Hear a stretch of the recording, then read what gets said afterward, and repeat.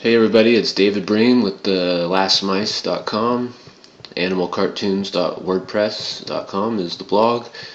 And basically, this is just a really short little tutorial. I don't have to do much. I just have all my parameters open here so you can go ahead and take a screenshot, look through all the settings. These are all the settings I use to make the grass that is blowing in the wind at the beginning. And that grass looks legit. It looks really good. And this is it right here. These are all the settings.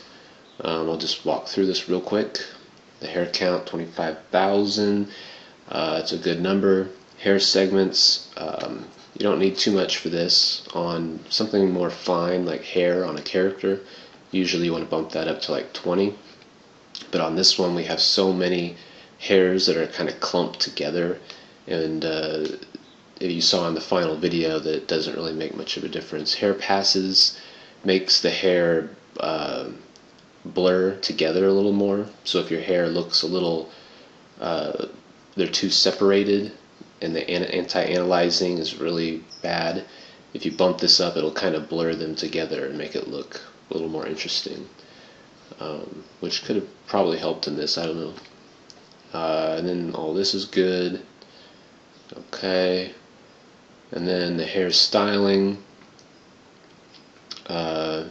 you just would, that's really simple. I mean, when you create the hair, it's pretty much standing straight up anyway. And if it's not, you can go to Style Hair, and you can see what it's doing right here.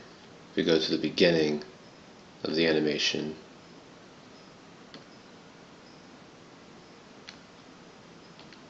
oh, it's not animating right now because I have the hair and fur open. See, now it's sticking straight up. And if you go over to here, you can display the guides. So there's the guides. They're all sticking straight up.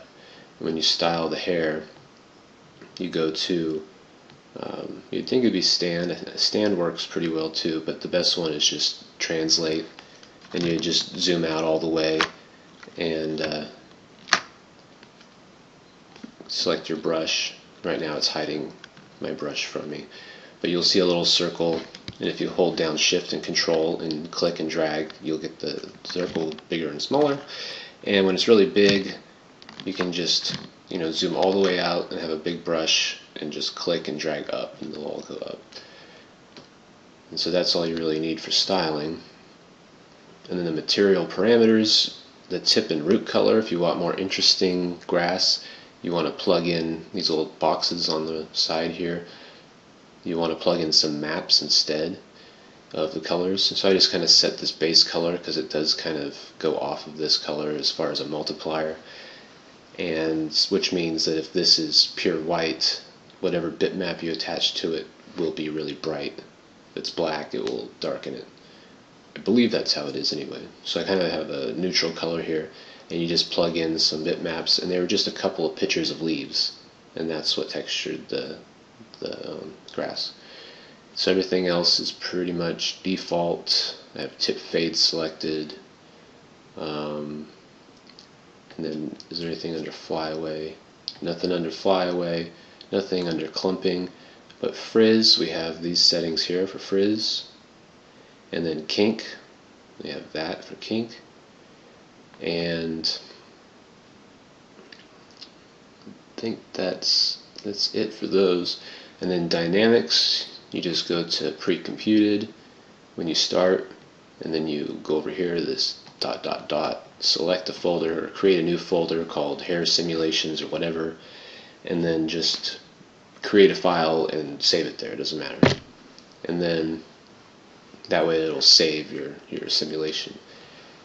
Create a start and end point, and then here's your settings for gravity, stiffness, root hold, dampen. Those are ideal for grass. And then your collisions, no, you don't really need any collisions here. When I have the snake go through it, I'll add a polygon for the collision, and I'll add the snake. And then I'm still looking forward to seeing how that turns out. I do have external forces. There are 3 winds here, and there's a really great tutorial. I'll have to put a link up that showed how to do this. But you have this arrow that is one of the winds, and it blows straight up, keeping the grass up. And so here are the settings for the main grass. Strength 100, turbulence 50, scale 1. And just to give you an idea, let's I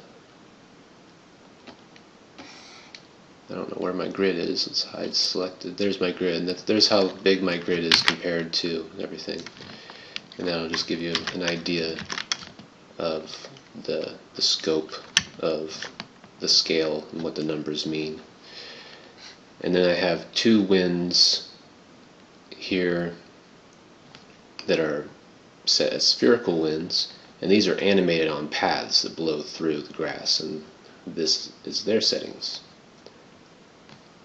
They're they're the same.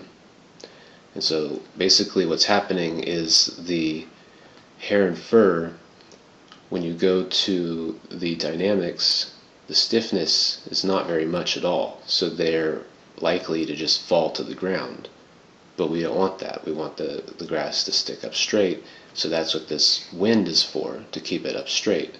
If we made it too stiff to stay up straight, then the other wind would not have an effect. So therefore we keep it up with this wind, and then we blow it around with these other winds. Alright, so that's how you do grass. And yeah, thanks for watching.